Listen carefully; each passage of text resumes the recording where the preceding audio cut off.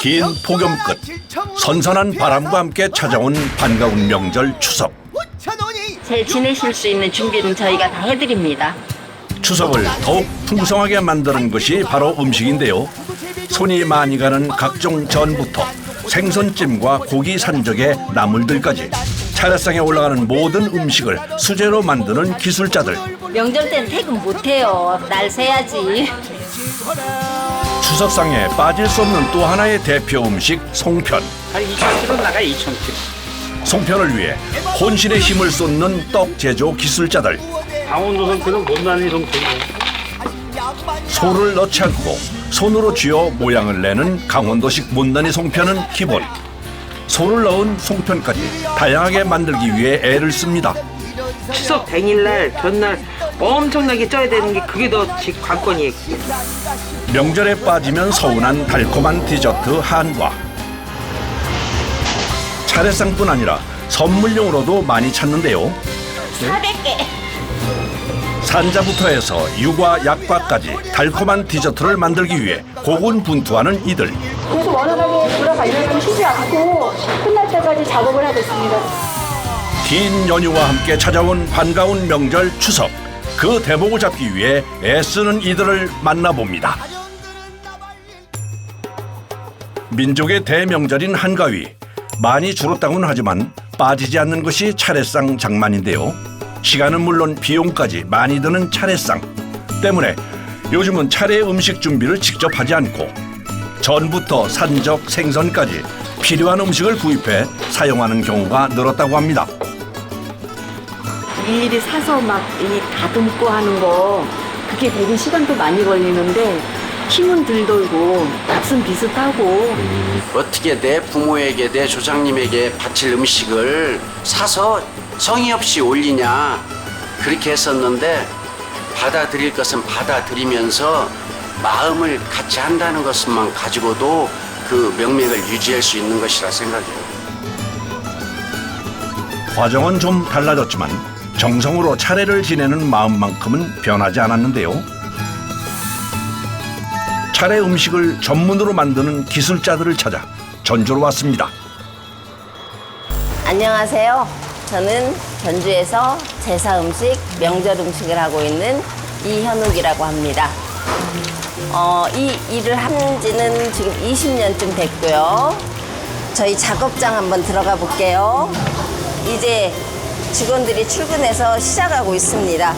저희는 업무 시작이 늘 새벽 6시예요. 저희 동생을 소개해 드릴게요. 우리 동생은 지금 일한 지 몇 년 차? 한 2년 됐어요. 닮았나요? 우리 손님들은 거의 쌍둥이 같다던데? 언니 힘들다고 해서 서울에서 내려와서 저랑 같이 일하고 있는 중이에요.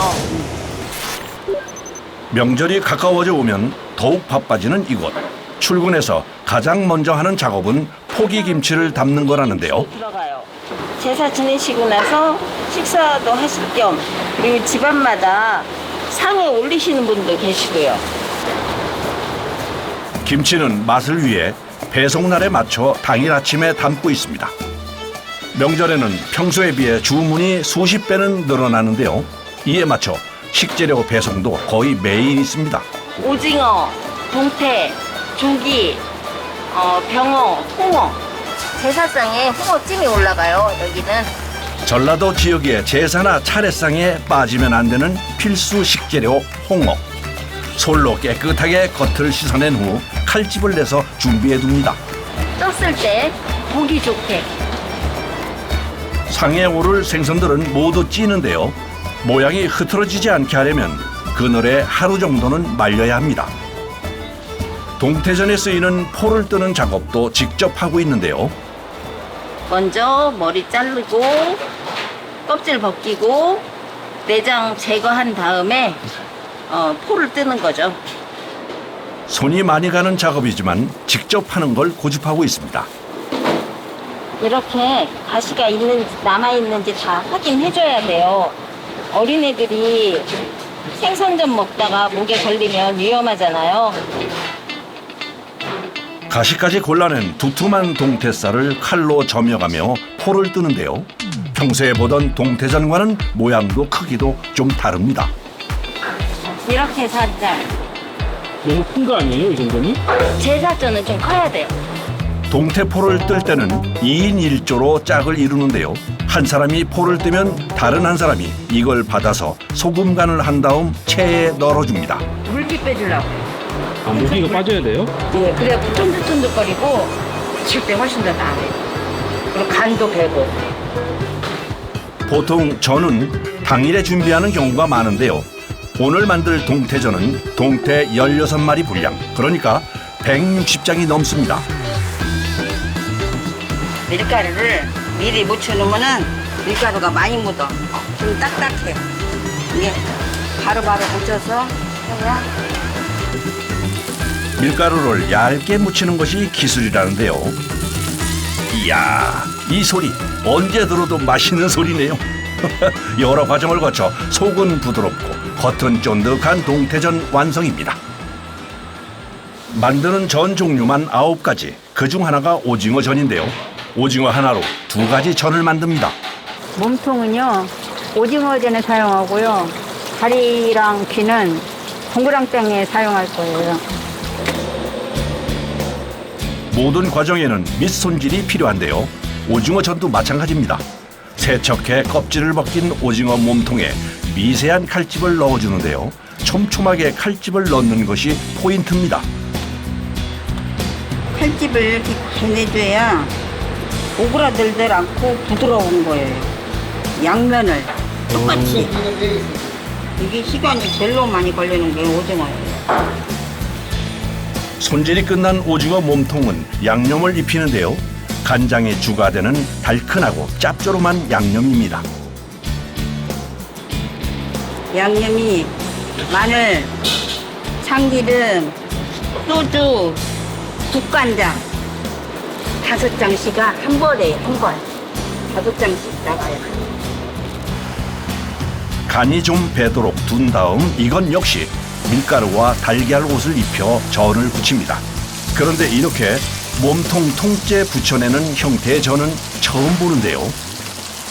우리처럼 이렇게 정통으로 몸통만 해서 하는 데는 없어요. 그런 전이 있는 줄도 몰라요. 오징어로 전 부친다고 그래요. 그리고 해도 우리처럼 모양이 반듯하게 나오지를 못해요. 기술자가 없어서. 그 기술은 바로 오징어 표면에 섬세하게 칼집을 넣는 건데요. 익혀도 형태가 변하지 않는 판판한 오징어전을 위해 손목이 아프도록 칼집을 넣는 겁니다. 기술자들의 노력 끝에 부드러운 오징어전도 완성입니다. 오징어는 몸통을 제외하고는 손질해서 삶는데요. 전감으로 안 쓰거든요. 귀하고 발은. 그래서 그렇게 삶아서 다른 야채랑 넣고 동그랑땡을 만들어요. 오징어 동그랑땡이죠. 번거롭기는 하지만 한 번 삶아내야 익히는 과정이 수월하다고 하는데요. 저희는 다 저희가 만드는 거지 공산품 없어요. 그리고 어차피 남는 발하고 귀니까. 삶아서 갈아둔 오징어에 각종 채소, 간 것까지 넣고 반죽을 하는데요. 찰기가 생길 때까지 치댄 후 소시지 같은 형태로 모양을 잡습니다. 급속 냉동을 시켜서 그 다음에 쓸 때는 벗기고 썰면 동일한 모양이 나와요. 이야, 좋은 방법인데요. 작업자가 생각해낸 아이디어라고 합니다. 덕분에 동그랑땡 만드는 작업이 좀 수월해졌다고 하네요. 집에서 조금씩 할 때는 손으로 빚어서 붙였는데 이렇게 대량으로 하려고 하다 보니까 너무 힘들어서 이렇게 말면 좋겠다 해가지고 개발하게 된 거예요. 모양을 잡은 동그랑땡 반죽은 그대로 냉동실로 직행. 급속 냉동해서 단단히 굳을 때까지 하루 정도 얼립니다. 이렇게 랩을 걸리면은 랩을 하면은 이렇게 동그랗게 이렇게 돼요. 너무 단단하면 안 썰리니까 살짝 녹으면 썰어주는데요. 하지만 너무 녹으면 모양이 흐트러지니 빠르게 작업을 해야 합니다. 이거 잘라놓으니까 마트에서 파는 거랑 똑같은데요? 그래서 고객님들이 안 사가신 분들도 계세요. 사다가 한 것처럼 이렇게 어떻게 똑같이 동그랑땡이 이렇게 나올 수 있냐 그냥 그래요. 사다가 한 건 줄 알고 예. 사람들이 오해하시는구나. 네. 아하, 이렇게 보니까 정말 그럴 법도 하네요. 하지만 동그랑땡 재료 손질부터 만드는 것까지 모두 작업자들의 손을 거친 수제입니다. 보통 가정집에서는 뭐 제사상, 뭐 차례상 차리는 게 일이잖아요. 큰일이죠. 근데 그걸 매일매일 하시는 거잖아요, 지금. 그렇죠. 거의 매일 하죠. 결혼해서 부모님을 28년 동안 모시고 살았거든요. 저는 종부가 아닌데 시어머님 종부셔서 밥 먹으러 갑시다. 네. 종갓집 막내 며느리지만 시부모님을 모시다 보니 1년에 제사만 10번 지긋지긋하게 음식 준비를 했는데 그게 직업으로 이어질 줄은 몰랐다네요. 모든 제사며 명절 준비를 내가 다 해야 돼. 근데 이제 그게 업이 됐잖아요.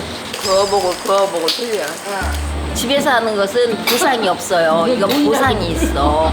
돈을 버는 거예요. 네, 그리고 손님들이 굉장히 감사하다고 하면서 가져가거든요. 덕분에 편하게 잘한다고. 근데 집에서는 아무리 해도 고맙다는 말 안 하더라고. 그 누구도 당연히 네가 해야 할 일 그렇게 생각하시더라고요. 나도 우리 언니가 이 장사를 하니까 제발 전 좀 사다가 했으면 좋겠는데 시어머니 살아계실 때는 어머님이 절대 아니야. 직접 해야 된다고. 그거를 왜 사노? 뭐하러 사노? 하기 싫으면 하지 말라. 내가 한다. 어떻게? 어머니 돌아가시고 난데 우리 시아버지한테 선언했지. 저 제사 음식 못해요. 사다 해요. 그래가지고 우리는 여기서 사다가 지내요. 우리 아버님 더 만족해요. 더 좋아해요. 우리 아버님. 며느리들, 다른 며느리들도 좀 좋아하고. 요즘은 너무 바빠서 밥만 먹고는 다시 작업에 들어가는데요. 대파가 부족하죠? 언니. 예. 형부. 대파 2단만 사다 주세요. 알았어요. 대파라고 왔어요.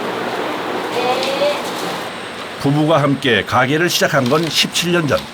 97년 외환 위기에 사업 실패로 고민하던 때 아내가 제안을 한 겁니다. 집사람이 음식 만드는데 신경 쓰이지 않도록 나머지 것은 제가 다 도맡아서 하고 있죠. 배송 문제라든지 거래처 관리, 세무관계, 소비자 관리. 주방에 저희 시어머니께서 남자는 들어오는 거 아니라고 해가지고 아예 뭘 할 줄 몰라요. 그냥 가만히 있는 게 도와주는 거예요. 말은 이렇게 하지만 남편이 가게 관리를 도와준 덕분에 반찬 가게로 시작해 제수나 차례 음식을 전문으로 하는 업체로 키워올 수 있었다네요. 생선이든 닭이든 머리가 있게 해야 돼요. 원형 그대로 제사상에 올릴 때는 30분 정도 삶지 언니? 30분. 삶은 닭은 개적이라고 부르는데요. 일부 지역에서만 제수상에 오른다고 합니다. 차례나 재래 음식은 지역이나 집안마다 다르기 때문에 맞춤으로 해야 해서 일이 더 많습니다. 피나물이요. 시금치 올라가지 않아요? 여름에는 시금치가 거의 없어요. 시들어버리고 너무 비싸고 나오지를 않아요. 맛이 없어요. 그래서 오히려 고객님들이 더 이런 거를 더 찾으세요. 차례상에 빠질 수 없는 것이 도라지와 고사리인데요. 도라지 삶을 때는 설탕을 많이 넣어야 돼요. 도라지에 아린 맛이 있기 때문에. 도라지의 아삭한 식감을 살리고 아린 맛을 빼기 위해서는 설탕을 넣어 끓인 물에 5초 정도만 담궜다 빼는 것이 포인트. 그런 다음 그대로 찬물 샤워를 해야 식감이 잘 살아납니다. 고사리 역시 마찬가지인데요. 하지만 취나물 조리법은 정반대. 질기지 않고 부들부들한 나물을 하려면 푹 삶아야 합니다. 이제 거품이 많이 올라오고 좀 오래됐다 했을 때 꺼내야 돼요. 저런 것처럼 넣었다가 빼는 거하고 틀려요. 푹 삶아서 부들부들해진 취나물은 최소한의 양념만 넣고 무치는데요. 파, 마늘, 참기름, 깨소금, 거기에 소금으로 간만 하면 돼요. 물이 나오면 안 되기 때문에 참치액이나 이런 건 안 넣고 담백하게 소금에다가만 해요. 기름 넣고. 도라지와 고사리는 들기름을 넣고 잘 볶습니다. 여기에 소금으로만 간을 하면 완성입니다. 포장을 위해서 완성된 나물은 잘 펴서 완전히 식혀줍니다. 이거를 식은 다음에 모든 걸 포장을 해야지 안 그러면 음식이 상해요. 뜨거운 음식을 뜨겁게 보관하지 않는 이상 나물이랑 이런 종류는 다 차갑게 식은 다음에. 밥 먹는 시간 외에는 쉼 없이 음식을 만들었지만 아직 끝나려면 멀었습니다. 육젓과 두부전까지 해야 할 음식이 한가득인데요. 이 두부전은 식어야 되기 때문에 이거 먼저 하고요. 그리고 산적은 원래 먼저 다 해놔요. 이게 다 된 거예요? 네, 양념을 해야겠어요. 언니 그거 다 하고 쫑쫑이 좀 썰어주세요. 쪽파. 쪽파를 쫑쫑하게 길게 조그맣게 썬다 그래. 쫑쫑이라고. 채를 치듯이 썰어서 작업자들 사이에서는 쫑쫑이란 이름이 붙었다네요. 쫑쫑이 다 됐어요. 이 쪽파와 깨까지 올려야 소고기 산적이 완성됩니다. 소고기 산적은 한 상에 몇 개씩 올라가요? 소짜리는 5장, 중짜리는 7장, 대짜리는 9장 올라갑니다. 해 뜨기 전에 시작된 작업이 해가 지고 나서야 끝이 났습니다. 명절 땐 퇴근 못해요. 날 새야지. 아 그래요? 네. 아줌마들 위대하죠? 한국의 아줌마. 정말 위대하죠? 환갑 넘으신 분들이 저렇게 일을 하고 있어요. 6명의 작업자가 12시간 넘게 일해 차례상에 올라갈 음식 절반을 만들었는데요. 만들어둔 것은 급냉으로 보관. 나머진 내일 배송 시간까지 완성해야 합니다. 다음 날 이른 새벽, 자매가 함께 시장에 나섰습니다. 오늘 비가 와서 장이 하나도 안 섰네. 이 새벽에 장을 보러 가요? 네, 이 시간이 아니면 제가 장 볼 시간이 없어요. 안녕하세요. 진즉부터 비가 온다고 있구만요. 예. 미리 딱 준비해놓고 계셨구나. 네. 굴기. 이모, 오늘은 2개만 주세요. 가장 먼저 들른 곳은 쪽파 가게. 손질된 걸 쓰기 때문에 여기서만 구입한다는데요. 오래된 단골집입니다. 아니 얼마나 오래됐어요? 겁나게 오래되어서 나도 모르겠어요. 잊어버렸어. 엄청 오래되어서. 언니, 안녕하세요. 배추 주세요. 비 오는데 나왔네. 그러니까요. 이곳 역시 가게를 시작하면서부터 다니는 오랜 단골집. 오히려 안 보면 서로 걱정부터 앞서는 사이라고 합니다. 오늘 장이 하나도 안 섰네. 여기 지금 호주로 내렸다고? 아, 홍주로 내렸대? 금방 방송했어. 이 제사상 차례상 음식들은 거의 재료를 여기 시장에서 해결하는 거예요? 네. 마트는 갈 일이 없어요. 식용유 2박스. 2개. 통으로요? 통으로 2개. 그다음에 부침가루도 2개. 먹었어요? 응. 그다음에 소주. 소주는 어디다 써요? 우리 음식할 때요. 음식할 때 특히 생선 찌고 그럴 때 소주에 담갔다가 쪄요. 마지막으로 들른 곳은 채소 가게. 깐 쪽파와 배추를 제외하고는 이곳에서 구매를 하는데요. 특히 전 부치는 데 쓰이는 건 크기를 보며 신중하게 고릅니다. 깻잎이 이렇게 넓잖아요. 그러면 이렇게 반을 접어서 전을 붙이면 이만해져요. 그래서 모양이 안 예뻐요. 그래가지고 크기를 좀 중간 크기로. 이분들 매일매일 오세요? 네, 매일 와요. 매일이요? 왜 거의 안 그러죠? 일요일은 안 한 게. 저희는 쉽니다. 주일은 쉽니다. 네. 유일하게 쉬는 날인 일요일 빼고는 매일 남편과 함께 새벽 시장에 다녔는데요. 여동생이 온 후로는 자매가 함께 장을 보고 있습니다. 새벽 6시가 되자 작업자 전원 출근. 가게 안은 분주한데요. 말렸다가 소주에 담가서 쪄야 비린내도 안 나고요. 소주로 비린내를 잡은 생선은 찜기에 올려 20분 정도 쪄내면 완성. 깻잎은 세척을 하면서 전에 맞는 적당한 크기를 골라내는데요. 깻잎전은 물기가 없으면 안 돼요. 약간 물기가 있는 상태여야지 이따가 보시면 이렇게 밀가루를 바를 때 밀가루가 안 붙어요. 그러면은 이 깻잎전이 안 돼요. 물기가 있는 상태의 깻잎에 살짝 밀가루를 묻힌 후 속을 넣어줍니다. 이때도 적당한 양을 넣는 것이 관건. 그래야 골고루 잘 익고 터지지 않는데요. 오랜 세월 이 일을 하다 보니 이제는 요령이 생겨 손이 많이 가는 깻잎전도 뚝딱입니다. 속이 들어가는 깻잎전이나 표고전 모두 겉재료가 타지 않게 하는 것이 중요한데요. 특히 차례나 제사상에 오르는 것이기에 더욱 신경을 씁니다. 사다가 제사 지내면 정성이 없다고 생각하시는데 그 정성은 저희가 다 드려요. 집에서 하시는 것보다 정성은 몇 배가 들어가요.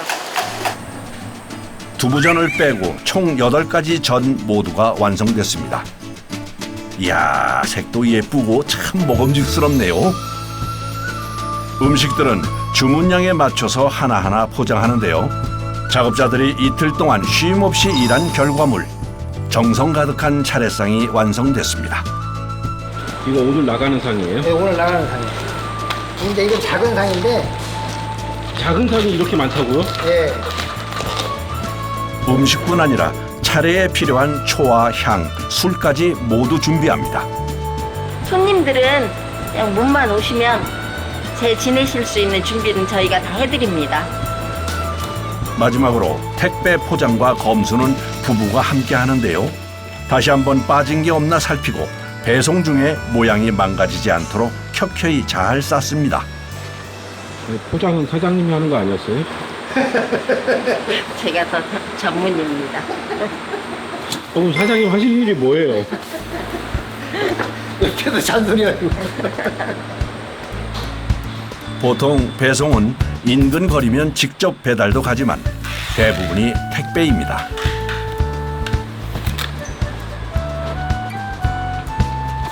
어떤 분들은 저보고 빌딩 샀냐고 하시는데 빌딩은 아니고 남편이 빚져놓은 거 다 갚고 애들 키우고 그랬으니까 충분히 보람 있죠.